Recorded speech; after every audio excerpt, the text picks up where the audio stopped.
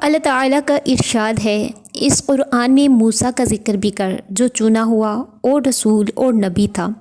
ہم نے اسے طور کی دائیں جانب سے پکارا اور سرگوشی کرتے ہوئے اسے قریب کر لیا اور اپنی خاص مہربانی سے اس کے بھائی ہارون کو نبی بنا کر اسے عطا فرمایا۔ قرآن مجید میں اللہ تعالیٰ نے بہت سے مقامات پر آپ علیہ السلام کا ذکر فرمایا ہے، بعض مقامات پر اختصار کے ساتھ اور بعض مقامات پر تفصیل کے ساتھ۔ سورۃ القصص میں اللہ تعالیٰ کا ارشاد ہے طاسین میم، یہ روشن کتاب کی آیات ہیں۔ ہم آپ کے سامنے موسیٰ اور فرعون کا صحیح واقعہ بیان کرتے ہیں ان لوگوں کے لیے جو ایمان رکھتے ہیں۔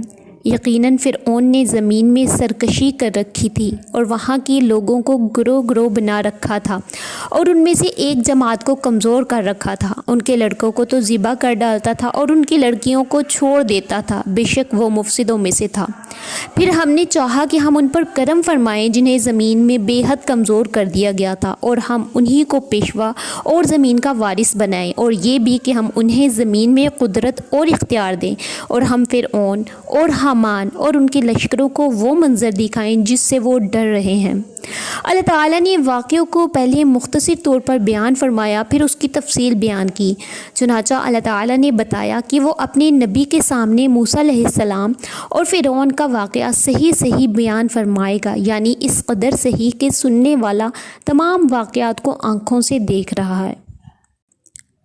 فرعون بنی اسرائیل سے اس قدر برا سلوک اس لیے کرتا تھا کہ بنی اسرائیل اپنی الہامی کتابوں کی روشنی میں آپس میں ابراہیم علیہ السلام کا یہ فرمان ذکر کرتے تھے کہ آپ کی اولاد میں سے ایک لڑکا پیدا ہوگا جس کے ہاتھوں مصر کی سلطنت تباہ ہو جائے گی۔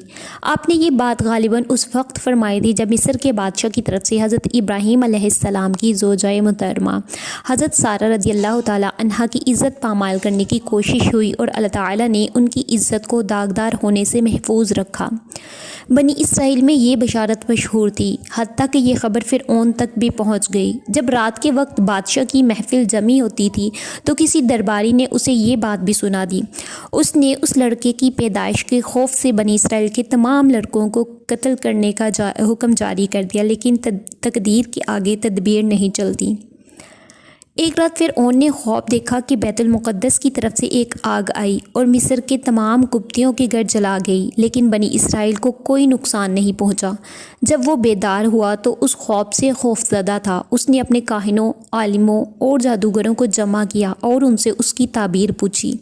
انہوں نے کہا یہ لڑکا انہی میں پیدا ہوگا اور اس کے ہاتھوں اہل مصر تباہ ہو جائیں گے۔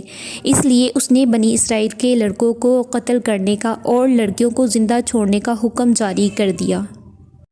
اسی لیے اللہ تعالیٰ نے فرمایا پھر ہم نے چاہا کہ ہم ان پر کرم فرمائیں جنہیں زمین میں بے حد کمزور کر دیا گیا تھا، اور وہ بنی اسرائیل تھے، اور ہم ان کو پیشوا اور زمین کا وارث بنائیں، یعنی آخر کار مصر کی حکومت اور سرزمین انہیں مل جائے، اور یہ بھی کہ اور ہم انہیں زمین میں قدرت اور اختیار دیں، اور فرعون اور حامان اور ان کے لشکروں کو وہ منظر دکھائیں جس سے وہ ڈر رہے تھے، یعنی ہم کمزور کو طاقتور، مغلوب کو غالب اور ذلیل کو عزت والا بنائیں گے۔ چنانچہ بنی اسرائیل کو یہ سب کچھ نصیب ہوا جیسے کہ اللہ تعالیٰ نے فرمایا ہے، اور ہم نے ان لوگوں کو جو بالکل کمزور شمار کیے جاتے تھے اس سرزمین کے مشرق و مغرب کا مالک بنا دیا جس میں ہم نے برکت رکھی ہے، اور آپ کے رب کا نیک وعدہ بنی اسرائیل کے حق میں ان کے صبر کی وجہ سے پورا ہو گیا۔ اسی طرح سے ایک دوسرے مقام پر فرمایا بالآخر ہم نے انہیں باغات سے، چشموں سے، خزانوں سے اور اچھے مقامات سے نکال باہر کیا۔ اسی طرح ہوا، اور ہم نے ان تمام چیزوں کا وارث بنی اسرائیل کو بنا دیا۔ فرعون بنی اسرائیل کو ملنے والی بشارت اور اپنے خواب کی وجہ سے بے حد خوفزدہ ہوا، لہٰذا اس نے ہر طرح کی احتیاطی تدابیر اختیار کیں تاکہ موسیٰ علیہ السلام کی پیدائش ہی نہ ہو، حتیٰ کہ اس نے کچھ مردوں اور دایا عورتوں کو اس کام کے لیے مقرر کر دیا تھا کہ جو عورتیں امید سے ہوں ان کے پاس جائیں اور ان کے ہاں پیدائش کے اوقات کا علم رکھیں۔ چنانچہ جب بھی کسی عورت کے ہاں بیٹا پیدا ہوتا تو وہ جلاد اسی وقت اسے ذبح کر دیتے تھے۔ اہل کتاب کہتے ہیں کہ وہ لڑکوں کو قتل کرنے کا حکم اس لیے دیتا تھا کہ بنی اسرائیل کی طاقت نہ بڑھ جائے اور کسی لڑائی کے موقع پر وہ غالب نہ آ جائیں، لیکن صحیح بات یہی ہے کہ فرعون نے بچوں کے قتل کا پہلا حکم موسیٰ علیہ السلام کے وجود میں آنے کے ڈر سے جاری کیا تھا۔ ادھر فرعون کی یہ تدبیریں تھیں، ادھر تقدیر اس پر ہنس رہی تھی اور کہہ رہی تھی، اے ظالم بادشاہ جسے اپنی افواج کی کثرت پر، اپنے اقتدار کی طاقت پر اور وسیع سلطنت پر غرور ہے، اس عظیم خالق کی طرف سے جس کی تقدیر کا کوئی توڑ نہیں اور جس کے فیصلوں کو رد کرنے کی کسی کی مجال نہیں، یہ فیصلہ ہو چکا ہے کہ جس بچے سے تو خوفزدہ ہے، جس کی وجہ سے تو نے بے شمار معصوم بچوں کو قتل کیا ہے، وہ تیرے ہی گھر میں پرورش پائے گا اور تیرے ہی گھر میں کھائے پیے گا، تو خود اسے بیٹا بنا کر پالے گا اور رب کے بیدوں کو نہیں جان پائے گا، پھر تیری دنیا اور آخرت کی تباہی اسی کے ہاتھوں سے ہوگی، کیونکہ تو اس کے لائے ہوئے واضح حق کو جھٹلائے گا اور اس پر نازل ہونے والی وحی پر ایمان نہ لائے گا، اور اس لیے بھی کہ تجھے بلکہ تمام مخلوق کو معلوم ہو جائے کہ آسمان اور زمین کے مالک ہی کی یہ شان ہے کہ وہ جو چاہتا ہے کرتا ہے، وہی قدرت اور قوت والا ہے، اس کی حکمت ہر حال میں پوری ہو کر رہتی ہے۔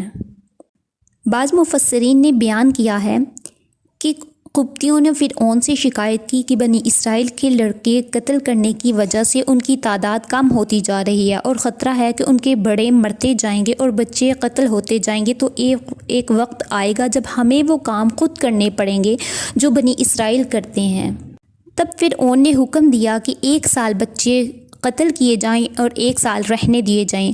وہ فرماتے ہیں کہ حضرت ہارون علیہ السلام اس سال پیدا ہوئے جس سال بچے قتل نہیں کیے جا رہے تھے، اور حضرت موسیٰ علیہ السلام اس سال پیدا ہوئے جس سال بچے قتل کیے جا رہے تھے۔ آپ کی والدہ فکر مند ہوئیں اور انہوں نے حمل کی ابتدائی ایام ہی سے احتیاط کی، ان سے حمل کی علامات بھی ظاہر نہ ہوئیں، جس کی وجہ سے دوسروں کو ان کے حمل کا علم ہی نہ ہو سکا۔ جب حضرت موسیٰ علیہ السلام کی ولادت ہوئی تو اللہ تعالیٰ نے ان کے دل میں ڈال دیا کہ ان کے لیے ایک صندوق بنا لیں۔ آپ کا گھر دریائے نیل کے کنارے پر تھا۔ آپ نے صندوق کو ایک رسی سے باندھ دیا۔ وہ حضرت موسیٰ علیہ السلام کو دودھ پلاتیں اور جب خطرہ محسوس کرتیں تو آپ کو صندوق میں ڈال کر دریا میں چھوڑ دیتیں، خود رسی کا سرا پکڑے رکھتیں۔ جب خطرہ دور ہو جاتا تو رسی کے ذریعے سے صندوق کھینچ کر بچے کو نکال لیتیں۔ ارشاد باری تعالیٰ ہے، اور ہم نے موسیٰ کی ماں کو وحی کی کہ اسے دودھ پلاتی رہ، اور جب تجھے اس کی نسبت کوئی خوف معلوم ہو تو اسے دریا میں بہا دینا، اور کوئی ڈر، خوف یا رنج و غم نہ کرنا، ہم یقیناً اسے تیری طرف لوٹانے والے ہیں اور اسے پیغمبروں میں سے بنانے والے ہیں۔ سو فرعون کے لوگوں نے اس بچے کو اٹھا لیا۔ آخر کار یہی بچہ ان کا دشمن ہوا اور ان کے رنج کا باعث بنا۔ کچھ شک نہیں کہ فرعون، حامان اور ان کے لشکر تھے ہی خطا کار۔ اور فرعون کی بیوی نے کہا، یہ تو میری اور تمہاری آنکھوں کی ٹھنڈک ہے، اسے قتل نہ کرو، بہت ممکن ہے کہ یہ ہمیں کوئی فائدہ پہنچائے یا ہم اسے اپنا بیٹا ہی بنا لیں، اور وہ انجام سے بے خبر تھے۔ حضرت موسیٰ علیہ السلام کی ماں کی طرف جو وحی کی گئی، اس وحی سے مراد الہام اور رہنمائی ہے۔ بعض مفسرین بیان کرتے ہیں کہ لونڈیوں نے دریا میں بہتا ہوا صندوق نکال لیا، اور لیکن اسے کھولنے کی جرأت نہ کی، بلکہ اسے فرعون کی ملکہ آسیہ کے سامنے پیش کر دیا۔ حضرت آسیہ علیہ السلام کی عظمت و مقام اس قدر بلند ہے کہ وہ جنت میں رسول اللہ صلی اللہ علیہ وآلہ وسلم کی ازواج مطہرات میں شامل ہوں گی۔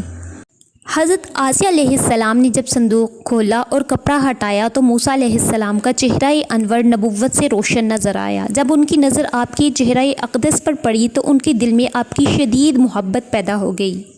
جب فرعون آیا تو بولا، یہ کیا ہے، اور اسے ذبح کرنے کا حکم دے دیا۔ حضرت آسیہ علیہ السلام نے مزاحمت کرتے ہوئے فرمایا، قرۃ عینی لی ولکا، یہ تو میری اور تیری آنکھوں کی ٹھنڈک ہے۔ فرعون نے کہا، تیرے لیے تو ہے، میرے لیے نہیں، زبان کی کہی ہوئی بات حقیقت بن جایا کرتی ہے۔ آسیہ علیہ السلام نے کہا تھا، بہت ممکن ہے یہ ہمیں کوئی فائدہ پہنچائے۔ اللہ تعالیٰ نے انہیں وہ فائدہ عطا فرما دیا جس کی انہوں نے امید ظاہر کی تھی۔ دنیا میں یہ فائدہ کہ انہیں آپ کی وجہ سے ہدایت نصیب ہوئی، اور آخرت میں یہ کہ آپ کی وجہ سے انہیں جنت میں ٹھکانہ مل گیا۔ انہوں نے فرعون سے کہا یا ہم اسے اپنا بیٹا ہی بنا لیں۔ انہوں نے آپ کو اس لیے منہ بولا بیٹا بنا لیا کہ ان کی ہاں اولاد نہیں ہوتی تھی۔ اللہ تعالیٰ نے فرمایا اور وہ لوگ انجام سے بے خبر تھے، انہیں معلوم نہ تھا کہ اللہ نے ان کے ہاتھوں موسیٰ علیہ السلام کو پانی سے نکلوا کر فرعون اور اس کی افواج کو تباہ کرنے کا بندوبست کر دیا ہے۔